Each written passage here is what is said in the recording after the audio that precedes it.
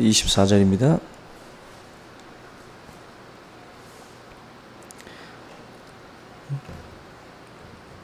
네, 한 목소리로 함께 봉독하겠습니다. 시작. 이 세대를 무엇으로 비유할까? 비유하건대 아이들이 장터에 앉아 제 동물을 불러 이르되 우리가 너희를 향하여 피리를 불어도 너희가 춤추지 않고 우리가 슬피 울어도 너희가 가슴을 치지 아니하였다함과 같도다. 요한이 와서 먹지도 않고 마시지도 아니하매 그들이 말하기를 귀신이 들렸다 하더니 인자는 와서 먹고 마시매 말하기를 보라 먹기를 탐하고 포도주를 즐기는 사람이요 세리와 죄인의 친구로다 하니 지혜는 그 행한 일로 인하여 옳다함을 얻느니라. 예수께서 권능을 가장 많이 행하신 고을들이 회개하지 아니하므로 그때에 책망하시되 화 있을진저 고라시나 화 있을진저 벳세다야 너희에게 행한 모든 권능을 두로와 시돈에서 행하였더라면 그들이 벌써 베옷을 입고 제 앉아 회개하였으리라. 내가 너희에게 이르노니 심판날에 두로와 시돈이 너희보다 견디기 쉬우리라. 가버나움아 내가 하늘에까지 높아지겠느냐 음부에까지 낮아지리라. 내게 행한 모든 권능을 소돔에서 행하였더라면 그 성이 오늘까지 있었으리라. 내가 너희에게 이르노니 심판날에 소돔 땅이 너보다 견디기 쉬우리라 하시니라. 아멘. 할렐루야. 예, 오늘 예수님의 나누도록 하겠습니다. 우리가 현대를 얘기할 때 단절의 시대라고들 말씀을 하는데요. 그 단절이라고 하는 것이 언어와 가치관에서 이제 뚜렷하게 나타나게 되는데 분명히 같은 그 언어들을 사용을 하고 말하고 있는데도 또 전혀 통하지 않는 그런 그 경우들을 보게 됩니다. 이 기득권과 또 자기 패러다임에 이제 갇혀 있는 그런 사람들의 경우에는 상대방의 말이 안 들리는 거예요. 아예 닫아버립니다. 기득권은 자기의 것들에 대해서 이제 포기하고 싶지 않고 뺏기고 싶지 않기 때문에 밖에서 이제 지금 현 상태를 그대로 가지고 가는 게 최선이거든요.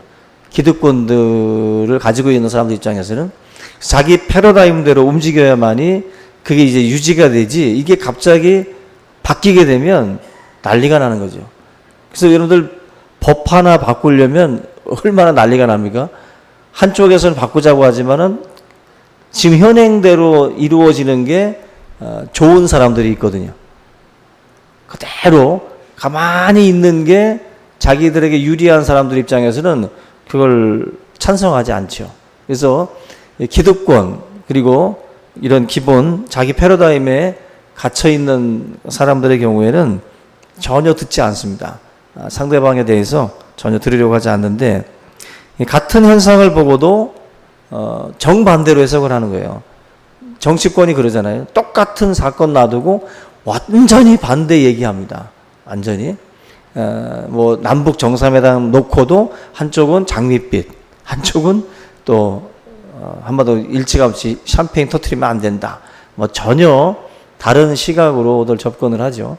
우리가 오늘 성경을 봐도 이런 어떤 그 단절된 현상들이 오늘만의 특징이 아니라 과거 2000년 전에도 예수님 당시에도 있었다라는 것을 보게 되는데 예수님이 아무리 정성을 다하고 아무리 최선을 다해도 진리를 아무리 증거해도 예수님의 말씀에 귀를 안 기울이는 그 무리들이 있었어요.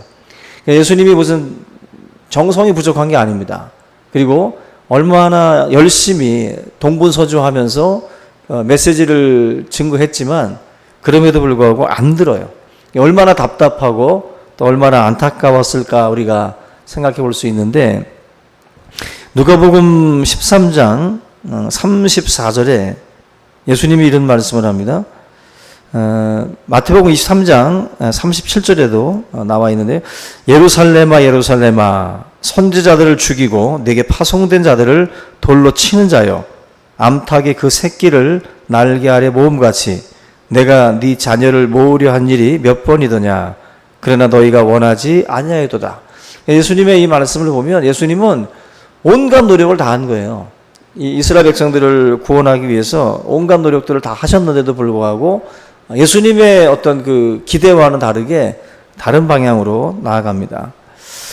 이 마태복음 23장 37절 말씀이 바로 예수님의 마음이에요. 예수님은 어떤 뭐 한 번을 기회를 줘보고 못하면 그냥 바로 그냥 쳐버리는 그러한 분이 아니라 지금 이 말씀 속에 보면은 예수님은 계속해서 보낸 거예요. 선지자들을 파송을 해서 계속 예수님이 보내서 그 파송을 통해서 뭔가 하나님의 메시지를 듣고 돌아오기를 간절하게 바랬다는 거예요. 그런데 그 메시지를 듣고도 전혀 반응하지 않고 계속해서 엉뚱한 길로 행했다라는 것입니다. 예수님께서 사실 제일 불쌍하게 여겼던 사람들이 바로 이런 사람들이죠. 예수님과 불통하는 사람, 통하지 않고 예수님과 함께 뭔가 소통이 되지 않는 그런 사람들, 바로 바리새인이나 사도개인 같은 사람들이 가장 예수님이 안타까워했던 사람들인데 어떻게 보면 제일 불쌍한 사람들이죠. 제일 불쌍한 사람들. 왜냐하면 예수님과 소통이 되지 않으면 손해가 이만저만이 아니기 때문에 우리가 얻는 이익이 큰데 그 이익을 다 버리고 우리는 그리스도 안에서 감격하고 감사하고 또 우리가 행복한 삶을 살게 되는데 그러한 것들에 대해서 전혀 누리지 못하는 그러한 그 불통의 사람들을 보면 사실 그게 안타까움이죠. 예수님도 그게 안타깝기 때문에 계속해서 보내신 거예요. 그 선지자들을 파송을 해서 주님 품 안으로 들어올 수 있도록 그렇게 계속해서 노력을 했다는 것입니다. 지금 16절과 17절 말씀이 바로 이제 예수님께서 우리들에게 하시는 말씀인데 당시에 예수님 당시에도 이런 그 예수님과 소통하지 않는 불통한 그 사람들이 있었기 때문에 지금 이 비유의 말씀을 하고 있는데요. 다시 한번 16절, 17절 보시면 이 세대를 무엇으로 비유할까? 예수님의 비유입니다. 비유하건대 아이들이 장터에 앉아 제동물을 불러 이르되 우리가 너희를 향하여 피리를 불어도 너희가 춤추지 않고 우리가 슬피 울어도 너희가 가슴을 치지 아니하였다함과 같도다. 예수님이 이 세대를 여기에다가 장터에서 노는 아이들에게 이제 비유해서 말씀을 해요. 장터에서 아이들이 소꿉놀이를 하고 있는데 그 놀이가 결혼식 놀이가 있기도 하고 또 장례식 놀이가 있기도 하는데 결혼식 놀이를 하면 같이 좀 기뻐하고 같이 좀 즐거워해야 되고 또 장례식 놀이를 하면 또 애고 아이고 또 통곡도 좀 하고 같이 이렇게 좀 꿍짝이 맞아야 놀이가 되잖아요. 근데 이게 꿍짝이 맞지 않으면 놀이가 되지 않습니다. 그래서 방송에서 했던 게임을요 우리 교회에서 하잖아요. 그러면 재미가 없습니다. 왜 그런지 아세요? 방송하는 사람들은 꿍짝이 맞아요. 서로 조금 쉬어도 더 신척해요. 그리고 안 웃겨도 웃긴 척하고. 그러니까 꿍짝이 맞으니까 보는 사람도 재밌고 꿍짝 속에서 안 웃겼다가도 또 웃기게 돼요. 그냥 그게 근데 작정하고 안 웃겠다고 벼르고 들어오면 못 웃긴다는 거예요. 정말로. 우리가 만약에 수련회 가서도 그냥 마음이 이렇게 닫혀 있는 상태에서 그냥 니들은 놀아라 하고 이렇게 만약에 마음을 닫고 보면 하나도 재미없어요. 하나도 재미없고 근데 이제 꿍짝이 맞아 돌아가면 사실은 이게 재미나는 거예요. 그래서 방송에서 했던 거를 예전에 한번 우리가 이막학교 가가지고 레몬 같은 거 먹는 게임을 했잖아요. 이막학교에서. 방송에서 얼마나 재미나는지. 근데 직접 먹이니까 안 신대 하면서 먹어. 그냥 쉬라고 준 건데 안 신대 하면서 먹으니까 게임이 재미가 없어요. 막 쉬어서 막 누가 틀니도 빼고 좀 그러면서 서로 신척해야 되는데 재미가 없는 거예요. 재미가 없는 거예요. 그리고 랩 같은 거 뚫고 나올 때도 얼굴이 막 랩에 쌓여가지고 막 찌그러지면 막 배꼽 잡고 웃어야 되는데 이러고 쳐다보고 있으니 그럼 서로 재미가 없는 거예요. 결국 작정하고 여러분들 마음을 닫아버리면요, 아마도 뭐 간장종지에 엎어놓으면 뭐 폭포 밑에다 갖다 놔도 한 방울도 담지 못하잖아요. 마음을 엎어놓으면 안 되는 거예요. 지금 이 장터에서 노는 아이들 이 비유도 보면 뭘 좀 결혼식 놀이를 하고 장례식 놀이를 하면 좀 같이 이렇게 좀 해야 되는데 이게 안 된다는 거죠. 안 된다. 당시에 그 시대 정신이 그러했어요. 뭐냐면 여러분들 이 시대 정신이 뭐냐면은 악하고 음란한 세대라고 했어요. 이 당시에 예수님 당시에 흐르던 어떤 그 정신이, 시대적인 정신이 굉장히 악하고 굉장히 음란했던 그 시대가 바로 예수님 활동하던 그 시대입니다. 시대 정신을 사실 그 조장하는 세력이 있어요. 시대 정신. 그게 바로 이 기득권 세력입니다. 여러분, 기득권 세력이라는 것은 힘이 있는 사람들이고요, 법을 주무르는 사람들이에요. 그래서 여러분들 법을 만드는 사람이 되는 게 진짜 힘입니다. 룰을 만드는 사람. 많은 사람들은 룰을 따라가요. 근데 정말 강한 사람들은 룰을 만들어요. 우리나라가 양궁 잘하잖아. 양궁 잘하죠. 근데 세계 양궁협회에서는 계속 뭐예요? 룰을 바꿔요. 왜 바꾸죠? 지들이 못하니까 지들이 유리할 쪽으로 해서 법을 바꿔요. 우리나라는 양궁은 잘하는데 힘이 없는지 몰라도 자꾸 룰을 자꾸 다른 애들이 자꾸 만지게 만들어요.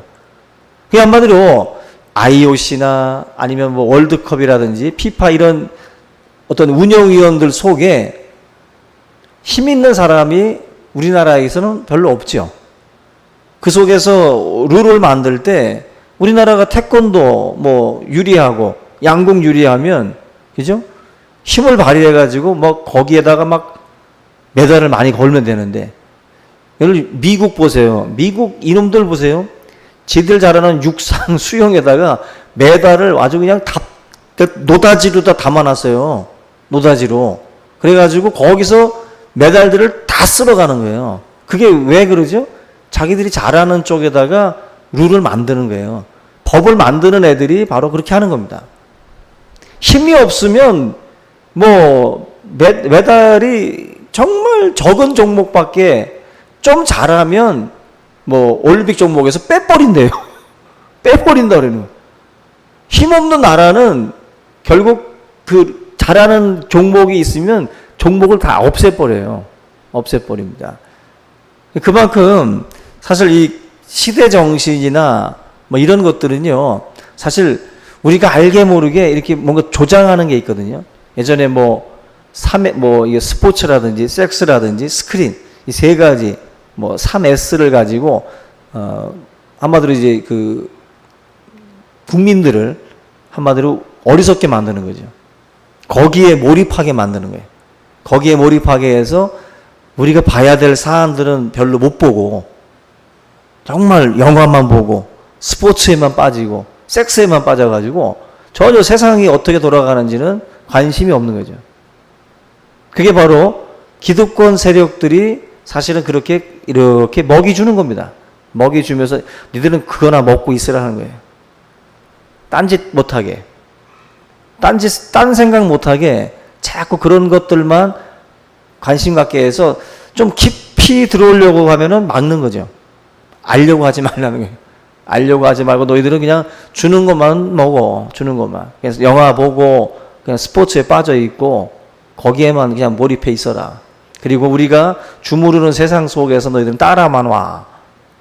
그게 굉장히 무서운 거예요. 이 기득권 세력들이요, 결국 가지고 있는 힘이라는 게 우리가 생각하는 것 이상으로 밑에서 그렇게 만들어가는 거죠. 밑에서 만들어가는 거예요. 무서운 겁니다. 지금 당시에 뭐 바리새인, 뭐 사두개인, 서기관, 또 헤롯 당, 이런 그 정치 세력들, 이런 당원들, 이런 사람들이 사실은 이스라엘이라고 하는 이 사회를 주무르는 거예요. 그들이 주무르는 대로 지금 세상이 흘러가는 겁니다. 그 세상 속에 예수님이 들어온 거예요. 그러니 얼마나 이 대변혁이 일어나겠어요. 계속 가는 곳마다 예수님이 충돌을 빚잖아요. 충돌이 일어나지 않는 지역이 없습니다. 계속 주님하고 충돌을 빚게 되는데, 그게 바로 그들이 하나님의 뜻대로 세상을 흘러가게 하지 않고 자기들의 임의대로, 자기들이 정말 먹을 수 있는 어떤 그런 그 요리를 자기들이 만들어 놓는 거예요, 지금. 어떻게 하면, 사실 이 사람들은 진리에는 관심 없습니다. 진리는 관심 없고요. 그냥 자기들이 어떻게 하면 이 기득권을 뺏기지 않느냐, 어떻게 하면 누리냐, 그리고 명예와 권력을 어떻게 얻을 수 있느냐. 이게 사실은 이 기득권 세력들의 모습이죠. 이번에 우리 봤던 그 동성애 영상도 보시면 정치인들이 가장 중요하게 하는 게 뭐예요? 표 아니에요, 표. 표밭. 그죠? 득표수 아니겠어요? 그 득표수가 중요하지 진리는 중요하지 않아요. 동성애가 맞고 틀리고 중요하지 않고 이 그룹이 얼마나 지금 힘이 있느냐, 이 그룹이 지금 얼마나 많은 사람들이 참여하고 있느냐, 뭐 전 세계적으로 뭔가 이렇게 대세가 이렇게 가는 것 같으면 거기에다가 이제 숟가락을 담그는 거죠. 그게 바로 어떻게 보면은 기득권들의 관심이에요. 기득권들의 관심. 진리가 어디에 있느냐? 그건 별로 중요하지 않습니다. 근데 여러분들은 어때요? 여러분들도 진리가 중요합니까? 아니면은 지금 나에게 지금 뭐가 유익한가? 뭐가 이익이 되는가?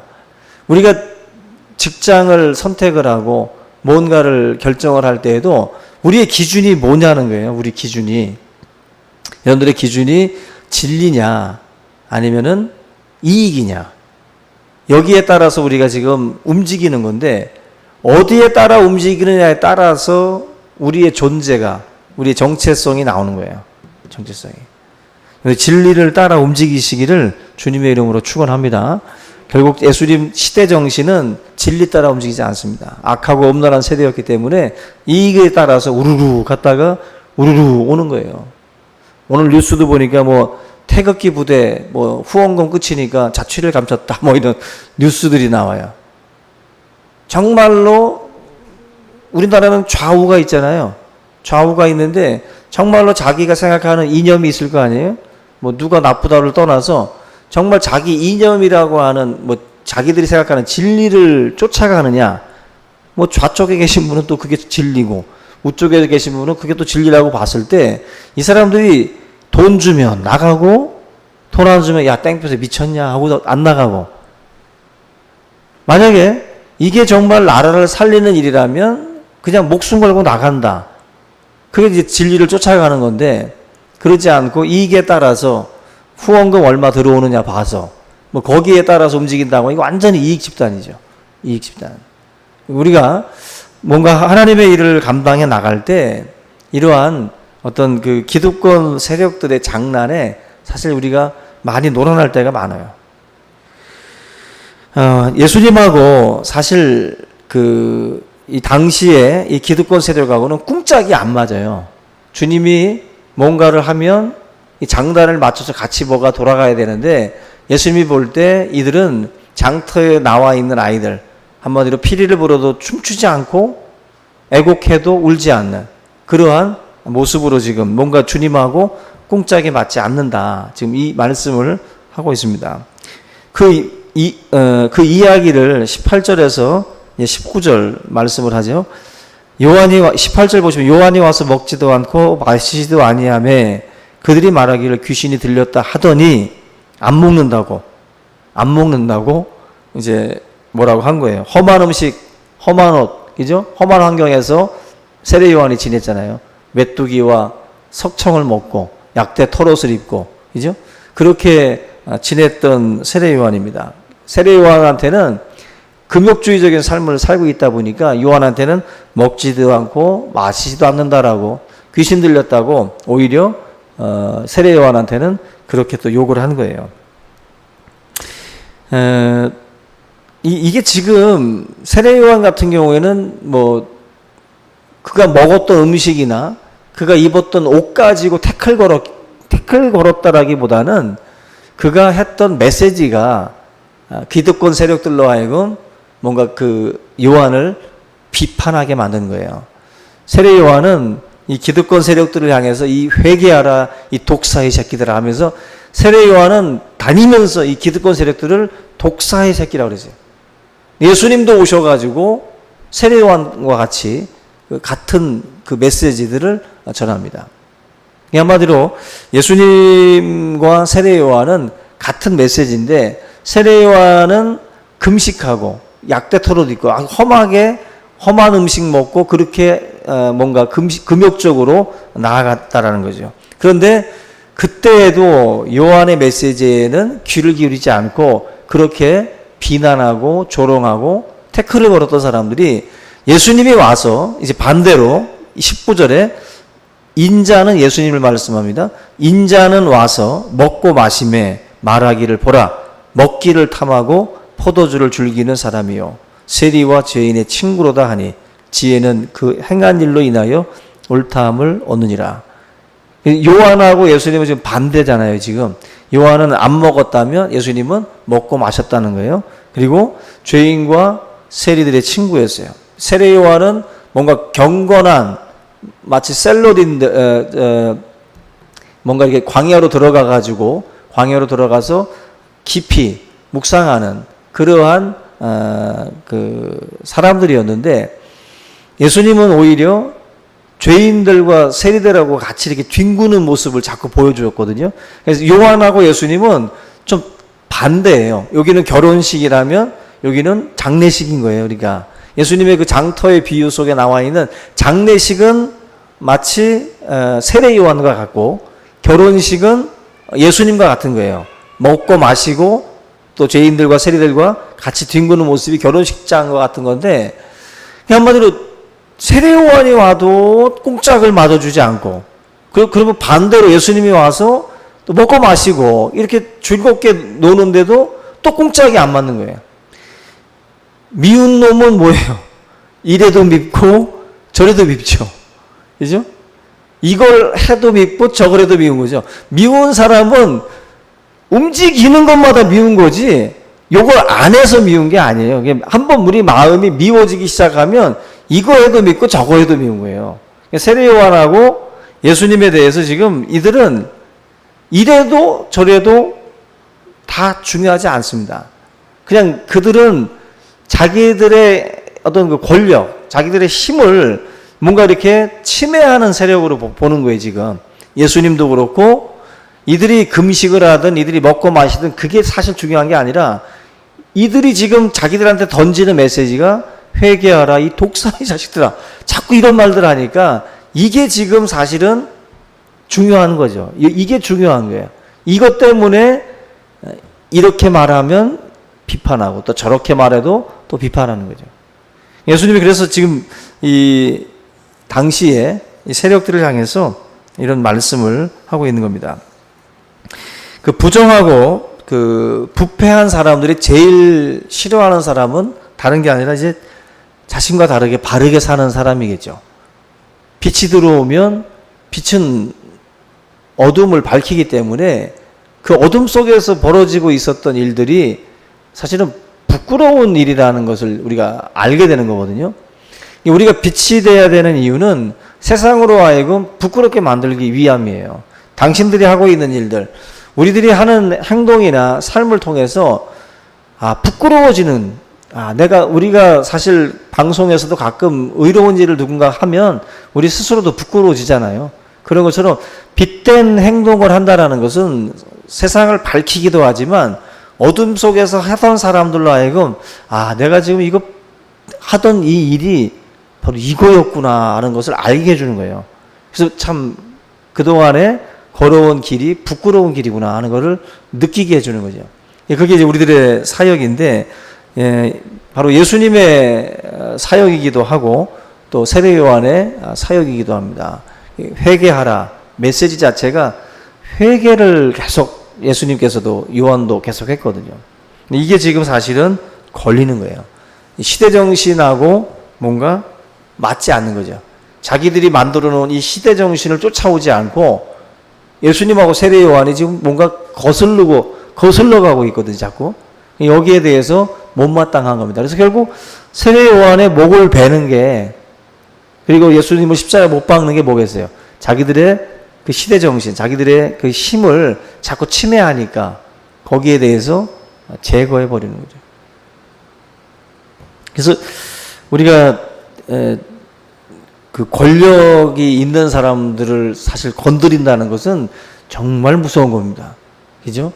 우리 같은 사람들은 아마 쥐도 새도 모르게 아마 사라지게 할 수 있을 거예요. 그 정도로 강력한 힘이 그들에게 있죠. 예수님도 결국 요한도 바로 그러한 사람들의 손에 의해서 사실은 희생을 당한 것입니다. 예수님은 먹고 마신다라고 그렇게 비난을 했던 걸 보면 우리가 신앙생활을 하면서요, 진리 가운데에 있는다라는 것은 사실 이런 그 길을 간다는 거예요. 이런 길을. 그래서 우리가 모든 사람한테 다 환영받을 수는 없다. 모든 사람들한테. 특별히 대부분 힘 있는 사람들, 그리고 돈 있는 사람들, 뭔가 하나님의 메시지랑 부딪혀요. 그래서 아마 메시지가 그대로 전달되면 굉장히 싫어합니다. 굉장히 싫어요. 그게 사실 예수님이 우리에게 행하시는 그 메시지가 결코 그렇게 호락호락한 메시지가 아니거든요. 결국 그 당시에 이 사람들도 미워해서 주님을 핍박했던 것처럼 이 시대의 우리 크리스찬들도 주님의 이 어떤 선택, 진리를 선택하는 어떤 그 싸움을 고민하고 그렇게 살아가다 보면 분명히 이런 핍박이 우리에게 있으리라고 생각이 됩니다.